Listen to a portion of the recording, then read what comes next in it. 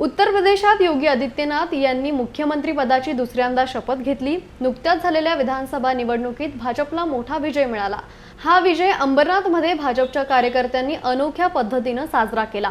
अंबरनाथमध्ये असलेल्या श्रीराम विद्या मंदिर या शाळेतील विद्यार्थ्यांना भाजपचे शहराध्यक्ष अभिजित करंजुले यांच्या हस्ते शालेय वस्तूंचं वाटप करण्यात आले।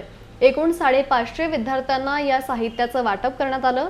यावेळी श्रीराम विद्या मंदिर या ठिकाणी भाजपचे सर्व कार्यकर्ते आणि महिला पदाधिकारी उपस्थित होत्या। माननीय उत्तर प्रदेशचे मुख्यमंत्री योगी आदित्यनाथ यांनी दुसऱ्यांदा उत्तर प्रदेश राज्याची मुख्यमंत्री पदाची शपथ घेतली। याचं एक चांगलं औचित्य साधून या ठिकाणी आज हा कार्यक्रम होत आहे। खरं तर मी वारंवार प्रत्येक वर्षी ह्या शाळेला भेट देत असतो आणि कदम मॅडमनी ज्या मुलांना संस्कार लावले, ज्या मुलांचे शिक्षण ज्या पद्धतीने एक चांगल्या उच्च दर्जाचं शिक्षण या ठिकाणी ते द्यायचा प्रयत्न करतात, मी अतिशय त्यांचं अभिनंदन व्यक्त करतो।